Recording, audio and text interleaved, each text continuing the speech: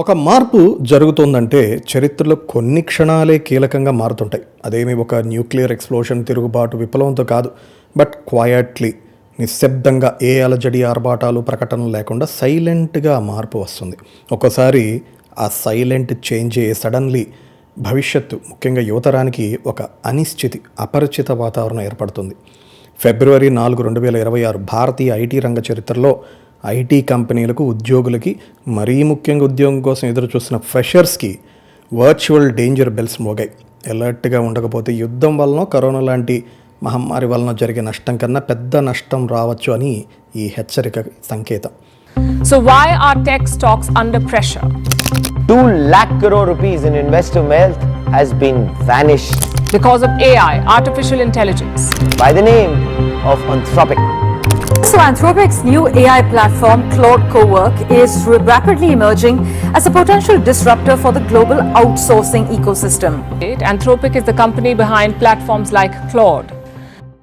కొన్ని వారాల క్రితం వరకు కూడా అసలు దాని పేరు కూడా చాలామంది ఎప్పుడు వినని ఒక కంపెనీ ఈరోజు మెయిన్ స్ట్రీమ్ మీడియా అంతటా ఒక ప్రకంపనను సృష్టిస్తుంది. దాని పేరు ఆంథ్రోపిక్. కేవలం $100 ఒక్క సబ్స్క్రిప్షన్ వల్ల, అంటే జస్ట్ $9,000 కడితే కంపెనీలకు జరిగే మేలు, ఆ వచ్చే లాభాల గురించే ఈ రచ్చ చర్చ. అసలేమిటి ఈ ఆంథ్రోపిక్? ఇది ఫోన్స్ కంపెనీ కాదు, మీరు రోజు టైం వేస్ట్ చేస్తున్న ఆ ఎక్స్, ఇన్స్టాగ్రామ్ వంటి ఇన్ఫినిట్ స్క్రోలింగ్ యాప్ కాదు. మరి ఇది ఏమిటి అంటే, it builds something more subtle అని చెప్పాలి. ఇది మేధస్సుని నిర్మిస్తుంది. Yes, intelligence. ఆంథ్రోపిక్ సృష్టించిన ఏఐ వ్యవస్థను క్లాడ్ అంటారు. క్లాడ్ కేవలం మీరిచ్చే ప్రశ్నలకు సమాధానం ఇచ్చే everyday chat bots like ChatGPT or Gemini ఇవి కాదు. ఇది డాక్యుమెంట్స్ చదువుతుంది, మోస్ట్ కాంప్లెక్స్ కోడ్ బేసెస్ను కూడా అర్థం చేసుకుంటుంది, తద్వారా మనకు కావాల్సిన వర్క్ ఫ్లోస్ని ఆటోమేట్ చేస్తుంది.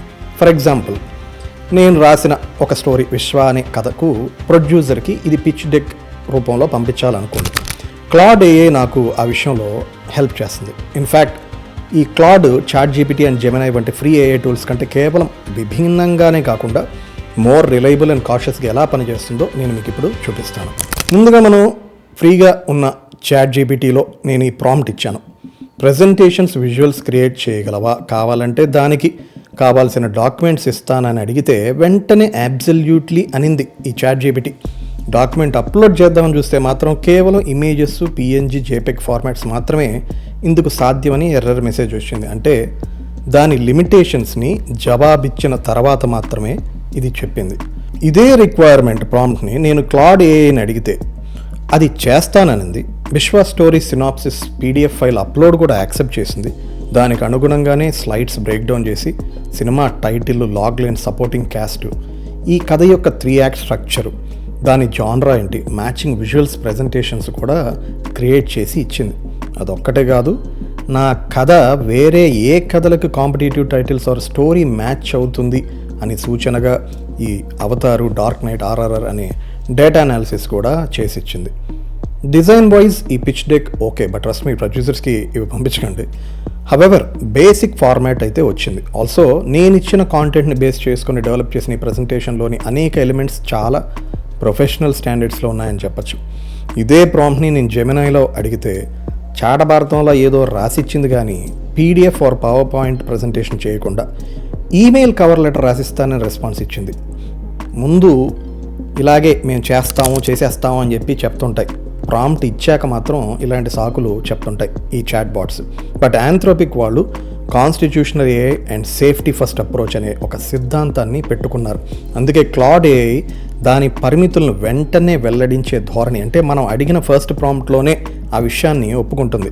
ఇక్కడ చూడండి, ఇందాక విశ్వ పిచ్ డెక్ క్రియేట్ చేసావు కదా, ఇప్పుడు దాన్ని ఆధారం చేసుకొని స్టోరీ బోర్డు కూడా నువ్వు క్రియేట్ చేయగలవా అని అడిగితే ఇది కొంత టైం తీసుకొని క్రియేట్ అయితే చేసింది. అఫ్కోర్స్ క్లాడ్ ప్రాంప్ట్ ప్రాసెస్ చేసే రెస్పాన్స్ జనరేషన్ రియల్లీ అంటే చాలా స్లోగా ఉంటుంది. అందులోనూ ఇలా కొంచెం కాంప్లెక్స్ టాపిక్స్ అడిగినప్పుడు ఇంకొంచెం ఎక్కువ టైమే తీసుకుంటుంటుంది. నా స్టోరీ బోర్డ్ అంటే ఏముంటాయండి? ఫ్రేమ్ విజువల్స్, దాని యొక్క ఇల్లస్ట్రేషన్ బొమ్మలు, వాటి action notes, camera dialogues, informations అవే కదా. అవన్నీ ఆల్మోస్ట్ క్రియేట్ చేసింది. ఇక్కడ మీరు చూడగలరు. పర్ఫెక్ట్ టెంప్లెట్ అయితే వచ్చింది, కానీ ఇక్కడ చూస్తే విజువల్స్ రాలేదు. అదే విషయం నేను అడిగాను, పిక్చర్స్ ఏవి అని. అప్పుడు అది అది ఏమి చేయగలదో చెప్పి ఇమేజ్ జనరేషన్ టూల్ నాకు లేవు, సో మీరు మిడ్ జర్నీ, లియోనార్డో ఏఐ ఇట్లాంటి టూల్స్ని, ఏఐ టూల్స్ యూజ్ చేసి ఆ ఇమేజ్ ఫ్రేమ్స్లో వాడండి అని చెప్పింది. అందుకే ఈ క్లాడ్ ఏఐ మనం ఒక అసిస్టెంట్తో పనిచేస్తున్నాం అనే భావన కల్పిస్తుంది, రాదర్ ఒక ordinary chat bot or computerised టూల్లో చేస్తున్న వర్క్లా కాకుండా. ఇది తయారు చేసిన కంపెనీనే ఆంథ్రోపిక్. ఆంథ్రోపాలజీ అంటే the study of human beings కదా. ఈ కృత్రిమ మేధస్సు మనిషికి సాటి మనిషిలా సహాయపడే ఒక ఏఐ టూల్గా రూపొందించారు. ఈ హ్యూమన్ లైక్ రెస్పాన్సెస్సే ప్రపంచ దిగ్గజ కంపెనీని కూడా ఇది ఆకర్షించింది. అందుకే క్లాడ్ ఫ్రీ మోడల్స్తోనే ఇంత ఎఫిషియెంట్ అవుట్పుట్ ఇస్తుంది కదా అని క్లాడ్ పెయిడ్ సబ్స్క్రిప్షన్స్ తీసుకొని బేసిక్ లెవెల్ నుండి సుపీరియర్ అండ్ కాంప్లెక్స్ ఈ కోడింగ్ టాస్క్ కానీ, రియల్ టైమ్ మార్కెట్ డేటా, ఆ కాంప్లెక్స్ ఫైనాన్షియల్ మోడలింగ్ అండ్ రిపోర్టింగ్కి అవసరమయ్యే మీకు స్పెషలైజ్ ఫైనాన్షియల్ టూల్స్ కూడా ఉంటాయి ఇందులో. ఇన్వెస్టింగ్, మార్కెటింగ్, అనలిటికల్, హెచ్ఆర్ విభాగం వాళ్ళకు కూడా ఆటోమేషన్ ద్వారా వారానికి 70 గంటల వరకు ఆదా అవుతుందని చాలా పత్రికల్లో వచ్చే ఇన్ని రంగాల్లో. అంతేకాదు కెనడాలోని second largest global technology and telecom communications giant ఒకటి ఉంది, టెలస్ కార్పొరేషన్ అని. వాళ్ళు ఈ క్లాడ్ పెయిడ్ సబ్స్క్రిప్షన్ సహాయంతో వాళ్ళ కంపెనీలో రెపిటేటివ్ డెవలప్మెంట్ టాస్క్ ఉంటాయి కదా, అంటే ఆ కోడ్ మెయింటైన్ చేయడం, టెస్టింగ్, క్యూఏ, ప్రాజెక్ట్ సెటప్ కానీ, డేటా మేనేజ్మెంట్ అట్లాంటి పనులకు ఉపయోగించడం ద్వారా 40-60% ప్రొడక్టివిటీ ఇంప్రూవ్మెంట్స్ అయ్యాయని, 6 monthsలోనే పెట్టుబడుల పైన లాభాలు వచ్చాయని, 3 సంవత్సరాల్లోనే 333% రిటర్న్ ఆన్ ఇన్వెస్ట్మెంట్ వచ్చిందని కూడా చెప్పారు. క్లాడ్ ఏఐ సబ్స్క్రిప్షన్ ఉపయోగించి పొందిన ఫలితాలు ఇవన్నీ గమనించగలరు.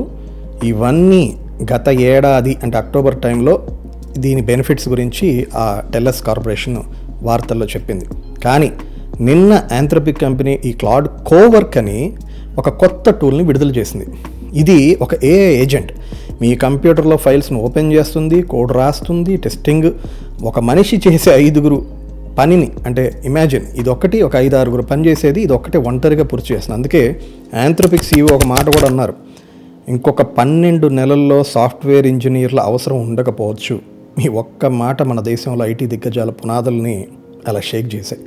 మన దేశం పైనే ఎక్కువ ఈ ప్రభావం ఎందుకు చూపెడుతుంది అంటే, మనది సర్వీస్ బేస్ ఎకానమీ. ఐటీలో ఉండే సర్వీస్ సెక్టర్ వాళ్ళు ఏం చేస్తుంటారు, గంటల కోడింగు, ఆ టెస్టింగు, డాక్యుమెంట్ అనాలిసిస్. అండ్ మీరు చూస్తే ఏఐ కోడ్ రాయగలదు, it test faster, documents instantly produce చేయగలదు, అనలైజ్ చేయగలదు. అనాలిసిస్ అయితే మనం ఊహించిన స్కేల్లో చేస్తుంది. ఫలితం ఒక్క ఐటీ కంపెనీకి క్లాడ్ ఏఐ సబ్స్క్రిప్షన్ కనుక తీసుకుంటే తక్కువ మంది అవసరం పడుతుంది కదా, ఎంప్లాయీస్తో పని ఉంది. తద్వారా టైం అండ్ మనీ సేవ్ అవుతుంది. ఈవెన్చువల్లీ వాళ్ళకి లాభాలే, కానీ ఇది ఉద్యోగులపైన చాలా తీవ్రమైన ఒత్తిడి తెస్తుంది. పైగా ఇప్పుడు ఈ క్లాడ్ కోవర్క్ అనే కొత్త టూలు కొత్త సామర్థ్యాలతో వచ్చింది. ఈ agent based Claude desktop app మీ పర్సనల్ కంప్యూటర్లో ఫోల్డర్స్, ఫైల్స్ మేనేజ్మెంట్ దగ్గర నుంచి browser control, system cleanup, scheduling, drafting, organising, emails, research and planning ఇటువంటి non technical administrative and office task కూడా చేసే సామర్థ్యం కలిగి ఉంది. నాన్ టెక్నికల్ వర్క్, మీరు జాబ్ పోర్టల్లో నాన్ టెక్నికల్ జాబ్స్ అని ఎదుర్కొంటుంటారు కదా, వాళ్ళకి ఈ పదం బాగా తెలుసు. ఇది అండర్లైన్. మరి ఒక ఏఐ ఏజెంటు నెలకి కేవలం 8-10 వేల రూపాయలకే 5-6 మంది చేసే పనిని అదొక్కటే చేస్తుంటే, ఒక క్లయింట్ని, మనకు కంపెనీకి క్లయింట్ వర్క్ చేస్తుంటాం సర్వీస్ బేస్డ్ అంటే, మరి కంపెనీలకి క్లయింట్లు ఎందుకు వస్తారు, వాళ్ళు ఎందుకు డబ్బులు ఇస్తారు? ఇదే ఇప్పుడు మార్కెట్ని భయపెడుతుంది. ఇన్వెస్టర్స్ ముందుగానే ఊహించారు, కొంచెం ఎక్కువగా రియాక్ట్ అయ్యారు అనుకోండి. బట్ సర్వీస్ మోడల్కి ఇక దాని అస్తిత్వానికి పెద్ద ముప్పుని ఎదుర్కోబోతుందని మార్కెట్ ముందుగా గ్రహించింది. అంటే నిన్న మొన్నటి వరకు ఉన్న మంత్లీ, వీక్లీ, డైలీ, అవర్లీ అనే సర్వీస్ ప్రొవైడర్స్ ఇన్నాళ్ళు వాళ్ళ labour or expertise in exchange for compensation పనిచేశారు కదా, అంటే టైము, టాలెంట్, స్కేల్. ఈ సర్వీసెస్ దశాబ్దాలుగా పనిచేసాయి ఇప్పటి వరకు. బట్ ఈ క్లాడ్ కోవర్క్ 5-6 చేసే పని ఒక్కటే చేస్తుంది అని తెలిసేసరికి అది కూడా ఏళ్లలో వచ్చే ఫలితాలు 6 నెలలకే ఇస్తుంది. మీరు ఎగ్జాంపుల్ చెప్పాలంటే యావరేజ్గా ఒక entry level salary for IT employee ఇక్కడ మన దేశంలో ఒక 20,000 వేసుకున్నా కూడా 6 హైర్ చేసుకోవాలంటే అవుతుంది, 1,00,000 రూపాయలు అవుతుంది కదా. మరి క్లాడ్ కోవర్క్ యాప్కి సబ్స్క్రిప్షన్కి 9,000 రూపాయలు కడితే చాలు. ఇది వాస్తవం. గడిచిన 9 నెలల్లో మీరు వార్తల్లో చూసుంటారు. టీసీఎస్, ఇన్ఫోసిస్, విప్రో, ఆ top 5 company HCl, tech Mahindra, ఈ దిగ్గజాలు, ఐటీ దిగ్గజాలు కేవలం 17 మందిని మాత్రమే ఉద్యోగాల్లో తీసుకున్నారంటే ఎంత ప్రభావం చూపిస్తుందో మీరు ఊహించగలరా? ఇక ఊళ్ళల్లో చాలామంది మా జనరేషన్ కాదు, ఈ మధ్య కూడా కాల్ సెంటర్లో జాబ్ అని, బీపీఓ అని ఆ రంగాల్లో అయితే రానున్న 3-4 ఏళ్లలో 30-40% ఈ వర్క్ ఫోర్స్ మొత్తం రిడక్షన్ జరుగుతుందని అంచనా వేస్తున్నారు. ఎందుకంటే ఏఐ వాయిస్ ఏజెంట్లు ఇప్పుడు టైర్ 1 సపోర్ట్ కాల్స్ను కూడా పూర్తిగా నిర్వహించగలవు. అయితే అసలు ప్రమాదం స్టాక్ మార్కెట్లో కుప్పకూలిపోయానో లేక కొత్త ఉద్యోగాలు లేవనో ఉన్నవి ఊడిపోతాయనో కాదు. మన దేశానికి రానున్న పెను ప్రమాదం తెచ్చేది మాత్రం ఇంజనీరింగ్ కాలేజెస్. వీళ్ళు ఎన్నాళ్ళైతే ఎగ్జామ్స్లో ర్యాంక్స్, అవే ఫిక్స్డ్ ఆన్సర్స్, మీ టార్గెట్ జాబ్ సెక్యూరిటీ మీద ఫోకస్ చేయాలి అని చెప్పే మైండ్ సెట్, దానిలో కానీ చేరితే 100% ప్లేస్మెంట్ గ్యారంటీ అని ప్రకటిస్తూ ఉంటారు కదా.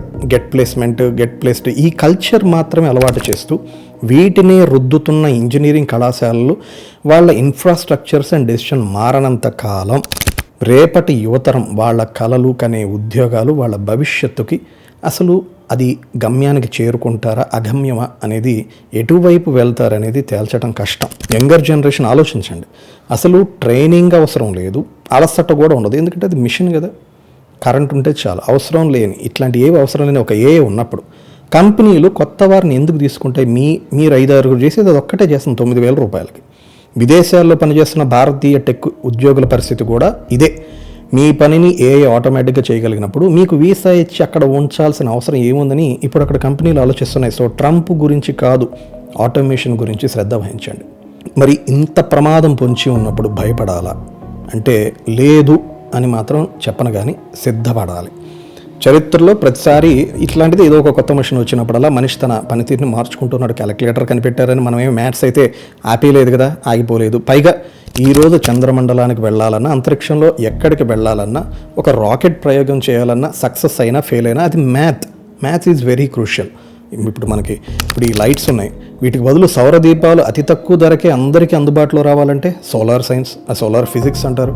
ఓకే, ఇట్లా ప్రావీణ్యత ఉండాలి. ఈరోజు నీటి ఎద్దటి ఎక్కడున్నా కూడా ఉన్నాయి. ఉప్పు నీటి నుండి, మనకి ఇజ్రాయెల్ బెస్ట్ ఎగ్జాంపుల్, ఉప్పు నీటి నుండి మంచినీటిగా మార్చే డీసాలినేషన్ ప్రాసెస్ మోస్ట్ అఫోర్డబుల్గా ఎలా చేయాలి? నేను రాసుకున్న విశ్వ అనే స్టోరీలో కూడా బయోడీసాలినేషన్ గురించే కీలకం. అంటే బయాలజీ, సైన్స్. అలాగే మన దేశంలో ముఖ్యంగా మీ అందరికీ తెలుసు, కోస్తా ప్రాంతాల్లో మాటికి వరదలకు మునిగిపోతున్నాయని, ఎండలకి ఎండిపోతున్నాయని, చలికాలం వస్తే చేడని, పంటలు నష్టపోతున్న రైతులను కాపాడటానికి మనకి బయోటెక్నాలజీ, ఈ జీన్ ఎడిటింగ్ అని ఒకటి ఉంది. దాని ద్వారా క్లైమేట్ రిసైలెంట్ క్రాప్ వెరైటీస్, అంటే వాతావరణ పరిస్థితులకి తట్టుకునే పంట రకాలు ఉత్పత్తి చేయొచ్చు.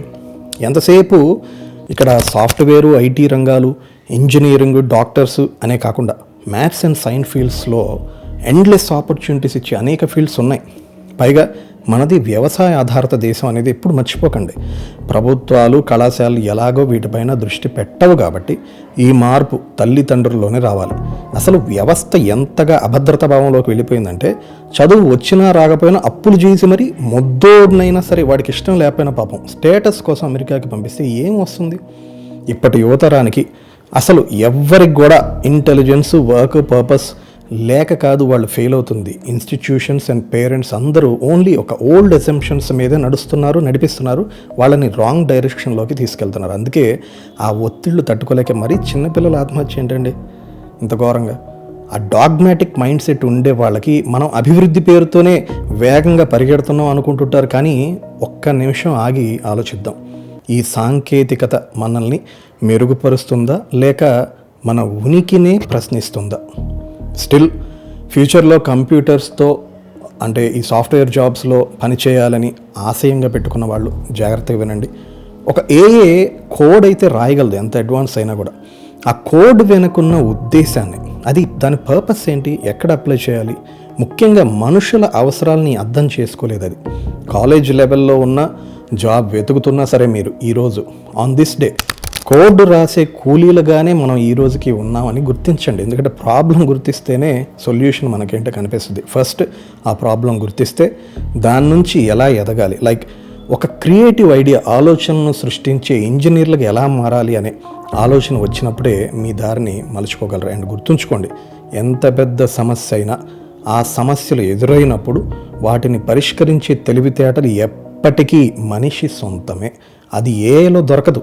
కాబట్టి చాలామంది అంటుంటారు చరిత్ర తిరగరాయాలంటుంటారు. కాదు, మన భవిష్యత్తుని మనమే తిరిగి రాసుకోవాలి. అది ఆలోచన చేయండి. నేను ఆ పనిలోనే ఉన్నాను. Stay healthy and stay focused.